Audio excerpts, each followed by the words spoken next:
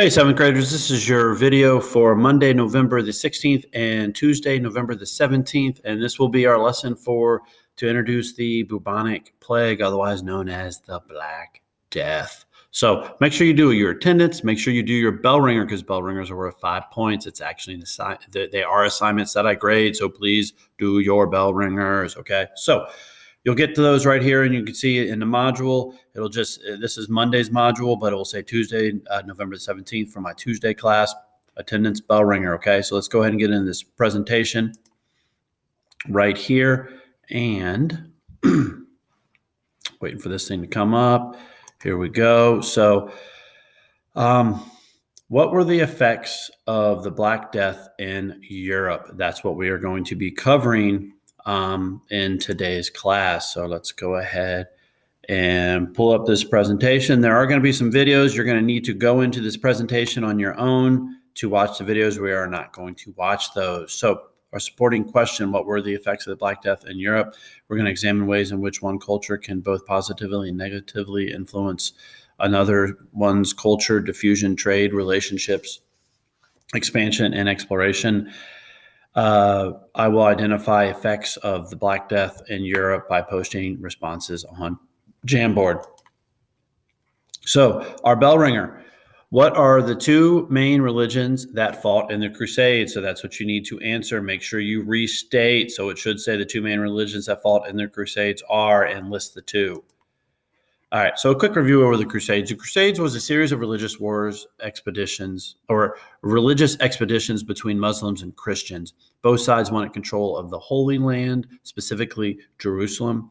Pope Urban II called on European Christian crusaders to fight, and in return, they were promised forgiveness and acceptance into heaven. The Crusades lasted for over 200 years, and millions lives were lost. This is going to be one of the factors that brings an end to feudalism because of so many people dying.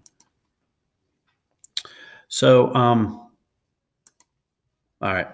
What do you call a fake noodle? An impasta. There's your dad joke of the day. So here we go. So our lesson on the Black Death, otherwise known as bubonic plague. So our guiding questions. Where did the Black Death begin?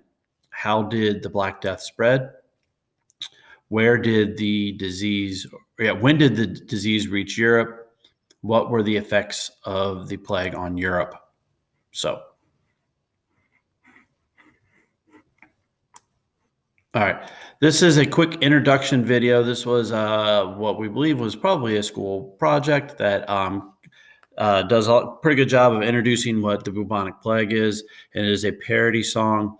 And they just kind of talk about some of the causes, who got the blame for it, ways that they try to remedy it, and all that kind of stuff. So you can watch that on your own. All right, the start of the plague. So in the 1300s, disaster struck in Europe. A horrible plague known as Black Death swept across Europe and Asia. The Black Death was considered a bubonic plague, a disease caused by a type of bacteria carried by fleas. The Black Death was most likely began in Central Asia with the Mongols. So we believe it came from the area of China and Mongolia, and that's where we believe it started, and it came through what we know as the Silk Road. So the Mongols opened up trade with China, India, and the Middle East and Europe through something called the Silk Road, and it first broke out in China in 331. So this was a disease that was spread through, they believe, rats, and then once it infected people, they believe it then spread through the air, and that's one of the reasons, a lot like COVID-19, one of the reasons why it spread so quickly, because people easily pass this plague. And remember, a plague is a disease that spreads quickly and kills many people. Now, the people had no idea really what caused this. It was after later looking at evidence of how it spread originally and then how it spread in greater detail. But it is believed that about 50% of the population of Europe was killed by the Black Death or the bubonic plague.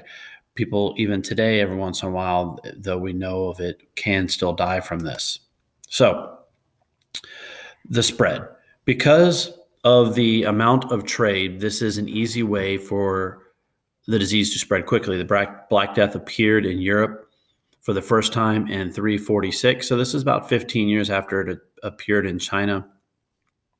At the city of Kaffa on the Black Sea, this is a trading point.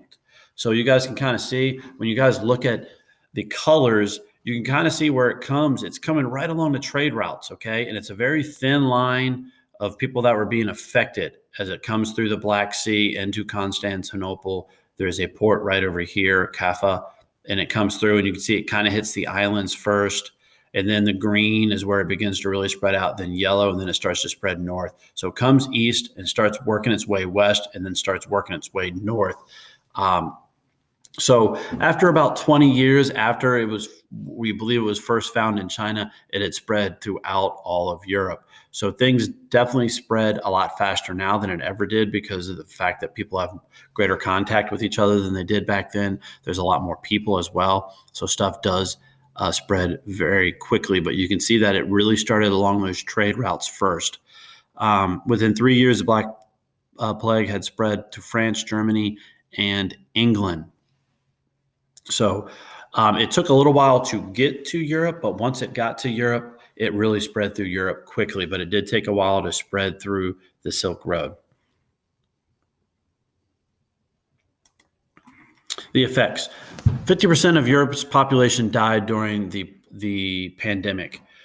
Trade and economy had declined. Wages increased because workers were few, and wages increased because workers were few and in demand. So because there were not a lot of people to do the work, they actually got to make more money. This brings an end to the idea of peasants and serfs, because people started to make more money because there were so few workers. They were able to demand higher rates.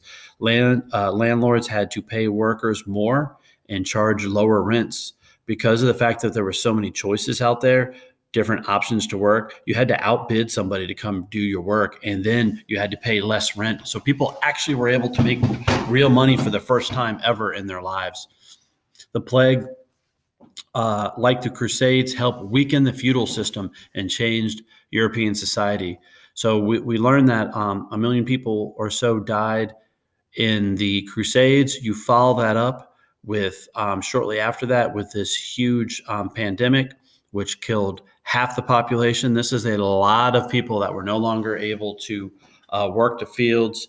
And so that allowed people a little bit better way of life, as well as changed the feudal system. It got rid of the feudal system because he didn't have enough people to make that work.